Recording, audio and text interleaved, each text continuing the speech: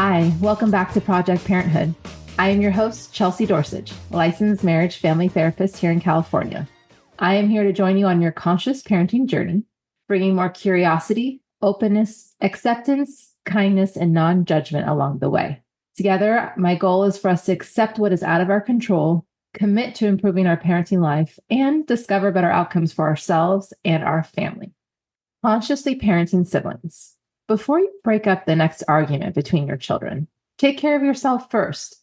In this first episode of a two-part series, learn how self-awareness, self-regulation, and self-compassion can help you have happier siblings.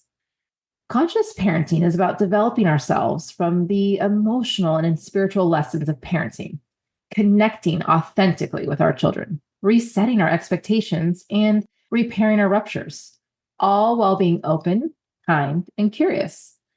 Sibling rivalry is typical and natural. It's a quest for the parent's attention and focus.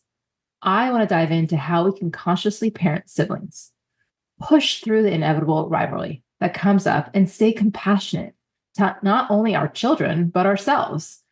Today's episode will focus on taking care of yourself so that you can take care of your children more consciously. We'll take a look at self-awareness, self-regulation, and self-compassion. Next week, we'll pick up on addressing the situation of our children fighting and creating meaningful connections while we do so. Self-awareness. As parents, we need to notice our own well-being. Notice if we get off track and the effects it has. Be present and notice what we do on the outside in an attempt to feel better on the inside is a huge part of self-awareness. Being present and noticing what we do on the outside in an attempt to feel better on the inside is a huge part of self-awareness. Label your feelings. Most often, there's a fear of feeling out of control in these situations, and it sits below our anger in that moment. So be curious, and the second you're able to label your feelings, it makes it about you and not your children.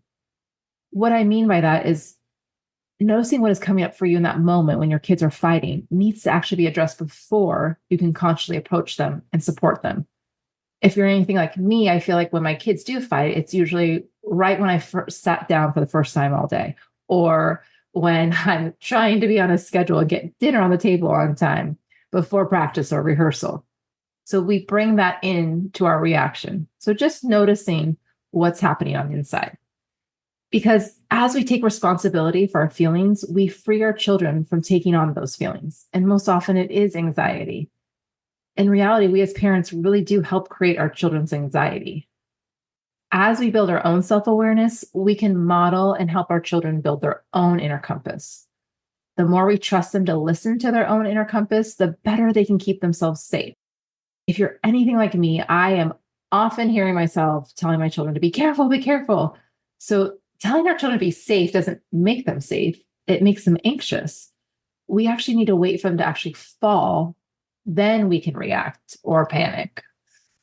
The more self-aware we are, the more able we are to teach our children to become aware and handle those situations and teach them to listen to their inner compass. The other day, my yogi tea had a little saying that said, live by your inner knowledge and strength. I couldn't help but think about this concept that we want our kids to have their own inner knowledge and strength, that inner compass. How we react to them teaches them to develop one and use it, or it teaches them that it doesn't even exist. Self-regulation. Regulating our own emotions and taking care of ourselves so our children don't have to be burdened by our own issues. When we are regulated, we allow ourselves to fully engage in our parenting and authentically connect with our children. Find whatever works for you, whether it is practicing mindfulness. So maybe you go through a grounding exercise, something as simple as checking off your 5 senses. Name as many things as you can for each sense. This can help ground yourself. My favorite way to think of grounding is called dropping anchor. Think of a ship in a storm and sea. It's going to drop its anchor, or it's going to come to the dock and drop its anchor. It doesn't make the storm go away, but it helps the ship brave the storm. So our grounding can really help us brave that emotional storm. At the very least, before you approach your children arguing, take a breath and feel your feet on the ground. Maybe you can press your hands into one another and take a moment to notice, what are you feeling? What are you thinking? What are you experiencing right now? When you feel grounded and composed, then approach your children. Self-compassion. This is an important tool to feel okay about who you are. It is a powerful antidote to self-blame. The more you develop self-compassion, the more likely you are to experience a sense of self-forgiveness. Start with kind self-talk. Make sense of the events that just happened. If we can say, I handled that poorly, we can then say, it's okay. Everyone has been here at some point. I am human. As we acknowledge we are doing our best and accept ourselves with compassion and our children with compassion, we are more likely to better ourselves.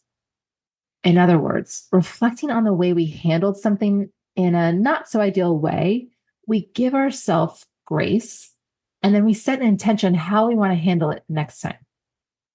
Acknowledge that we have been hard on ourselves, and then we acknowledge that harsh self-judgment and blame will not change the events of the past. And consequently, we are pulled away from our values and the valued way we want to parent.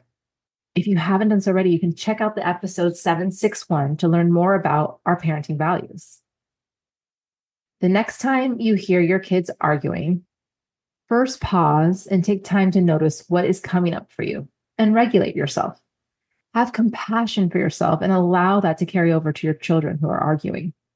Remember, sibling rivalry is natural and typical. If we approach our children without taking a breath, we will end up with one child feeling like we never understand them, that we always blame them, and the other sibling who got protected thinking they won. This actually creates a bigger divide with our siblings. So stay tuned next week to learn what to do instead as we focus on connecting with our children and coaching them through their arguments, ruptures, and repairs. Remember to be curious, open, accepting, kind, and non-judgmental on your conscious parenting journey. If you have any questions about this episode, about your parenting journey, and/or topics you'd like to hear more about, please reach out to parenthood@quickanddirtytips.com or leave a message at 646-926-3243. Project Parenthood is a Quick and Dirty Tips podcast.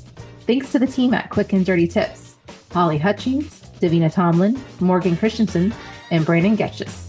May you be happy, safe and protected, healthy and strong, and live with ease.